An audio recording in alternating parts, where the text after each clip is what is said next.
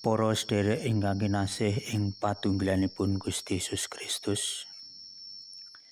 Wilujeng pinanggih kalian renungan padinan GKJ Purwantara.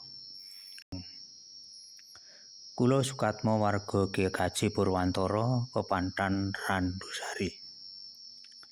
Waosan ing dinten menika kapendhetaken saking seratipun Rasul Paulus dumateng pasamuan Filipi bab 3 ayat 18 dumugi 21 ingkang mekaten sabda pangandikanipun Gusti.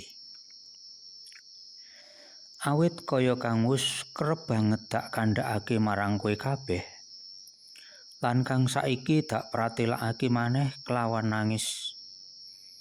Akeh wong kang uripe dadi satruning salibing Sang Kristus.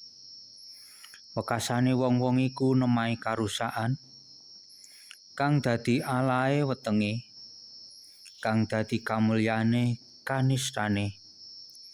Pangangen-angene mung tumuju marang perkara kadonyan. Sebab kita iki wargane kratoning swarga lan saka kono uga kita nganti-anti Gusti Yesus Kristus kang dadi juru slamet. Kang bakal nyantuni badan kita kang nistha iki teman dadi madha rupa karo sarirane kang mulya manut pangwaose kang bisa nelukake samubarang kabeh marang panjenengane. Mekaten sabda pangandikanipun Gusti. Rahayu tiyang ingkang mirengaken sabda pangandikanipun Gusti lan dipunistakaken. Haleluya. Amin. Panyuraos ing wanci menika kaparingan jejer timbalan dados warga kratoning swarga. Para sedherek ingkang kinasih ing patunggilanipun Gusti Yesus Kristus. Wonten ing donya menika kathah tiyang ingkang gesangipun nyatru dhateng salibipun Gusti Yesus Kristus.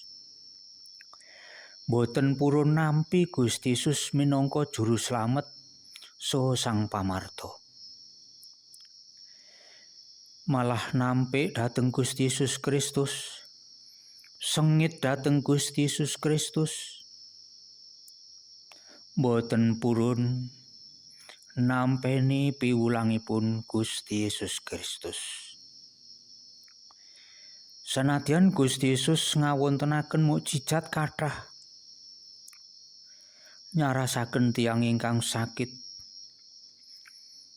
tiyang ingkang kapanjingan setan, nggesangaken tiyang ingkang pecah. Nanging tetep kemawon boten pitados lan boten purun nampi dhateng Gusti Yesus Kristus. Tiyang ingkang nyatru salibing Sang Kristus, gesangipun ingkang dipunudi namung kamulyan ing donya. Nindakaken lampah ingkang sak kepenake dhewe, sanajan ngrugekake tiyang sanes, malah kepara ngrugekaken bangsa lan negara.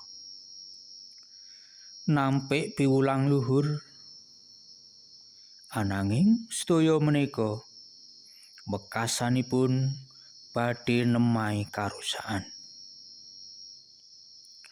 Pangangen-angenipun namung tumuju dumateng kadonyan.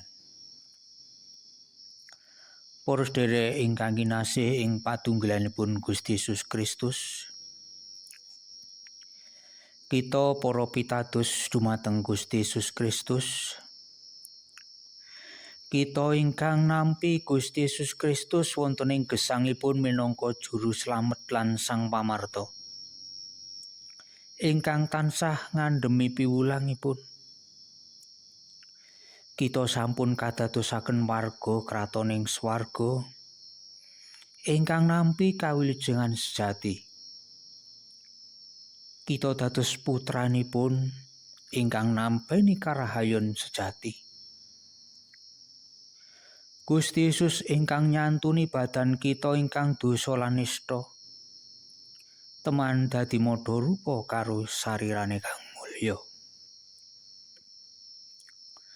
Sumangga sumedya lumebet ing timbalanipun Gusti Yesus Kristus dadi warga kratoning swarga. Gusti berkahi. Amin.